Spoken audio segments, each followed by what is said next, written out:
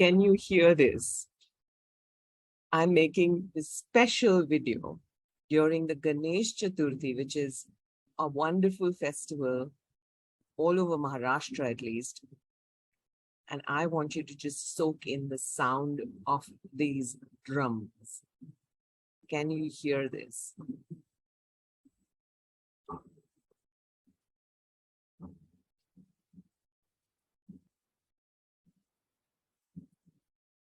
And I have something to share.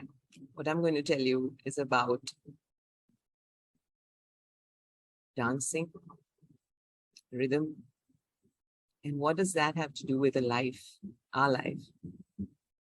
My name is Dipali Parmar, and on my channel, The Creative Cure, I will bring you lived experiences from my life and the insights that follow, which have been relentlessly coming to me for decades now. And I'm very thankful to YouTube and all the other mediums that I can now share it with all the people I love out there, my friends, my clients, my students. Very excited. So listen to this sound and I will tell you what I hear. You can hear that with me.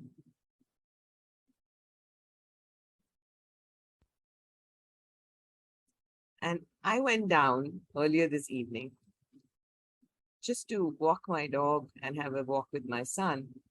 And I didn't realize that it was this occasion where Ganesha is leaving, the Lord of remover of obstacles.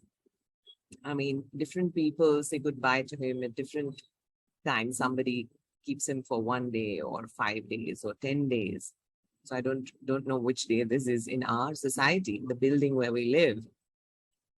And I could not resist the sounds of the drums. There were about 10 young boys who are specially hired with these huge drums, playing this rhythm, and that's all. There is this rhythm, and this, it does something to you. It creates this energy, this frequency, which you just can't resist. At least I couldn't. And I danced with the groups of women, which is so rare to be able to find women. Listen to that. There's the drum rhythm, and then there is this percussion, which is extremely loud. Or there are these little cymbals, but usually it's just the drums.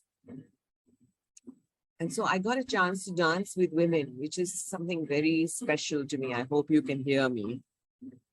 So I'm going to close it now so you can hear me better.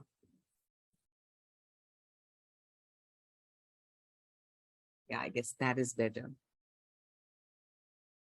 But my heart is still out there. And I so enjoy dancing in a group, in a rhythm and togetherness, you know, the tribal way. There's this connection, energetic connection you feel with everyone. And then something interesting happened, which happens ever so often whenever I dance. Somebody will come and say, my God, you dance so well. Then another person said, oh my God, you dance so well. And I'm like, thank you very much. Really appreciate that. To be seen and heard for just who you are. And I wasn't even particularly trying to stand out. It's just the way my body moves, the way I react to and respond to rhythm. And then someone said, will you teach us, you know, you choreograph the Navaratra dancing, which is another huge festival, which is actually much closer to my heart. I'll tell you about that later when Navaratra comes within a month. And then I began thinking while I was dancing, it's like, what makes me a good dancer? Why am I a good dancer? Because every time I'm good at something, I immediately try to figure out how I can teach this, how can I transmit this, how can I invoke or provoke and motivate this out of others. And interestingly, the answer was because I listen keenly. Now, this is big for me itself to hear myself say this, because I listen keenly and my attention is only on the rhythm, mainly. You know, of course, in between, I'm paying attention to people and getting in sync with them and trying to make eye contact and say, encouraging them to sort of connect and dance with me, or I dance with them and all of that. But my ears are completely tuned into the rhythm or the music that's going on. And then I had the next insight that paying attention to whatever is alive in you. And at that moment, nothing but the music was wide awake and alive in my body. So there was no way I could pay attention to anything else. And here's the big icing on top. I thanked my parents because in the childhood, they, for whatever reason, were going through a tough time or whatever. We, children of the house, had a very challenging childhood. And so I didn't know which day what's going to be thrown at me and what should I be prepared for? Am I going to get beaten today, or my sister and brother are going to be beaten today? Or, so I had this vigilance. If anything loud happened, if someone shouted, someone said something harsh, my psyche, my mind, my senses would get very vigilant, alert, hyper alertness, which was the earlier part of my life, which was difficult to deal with that hyper alertness. But since that I'm done with it moment, which I made a video on earlier, which is on my channel, please look at it. You will love it. Since that time, 8 years back, I can meet myself where I am.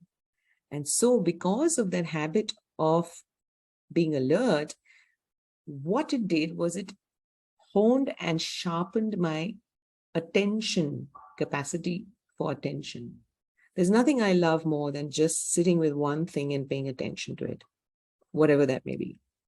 Whether I'm cooking or reading or walking, I don't want my rhythm to be broken. In fact, when my son was little, he had this very funny thing to do. If we're walking around and he'd just come in front of me, we're walking in a park or something, and he'd try to come in front of me and try to block my walking. And I'd say, never ever do that. Please don't break my rhythm, to the little boy. And it was like, slowly he understood what rhythm really means. Is this flow, is this continuous being in attention and being present too. So can you imagine? I love my parents. I love whatever we went through as children. But my being a dancer, a good dancer, is only because I listen well. I love paying attention to it.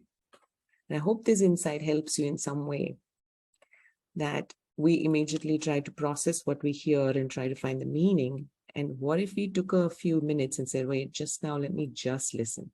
And there are very many ways to listen. For example, when you're listening, you could pay attention to what the person is wearing. You could pay attention to how their body is moving, or the sounds around, the breeze, and just breathe with them and look into their eyes. Paying attention, you will receive them instead of just listen to them.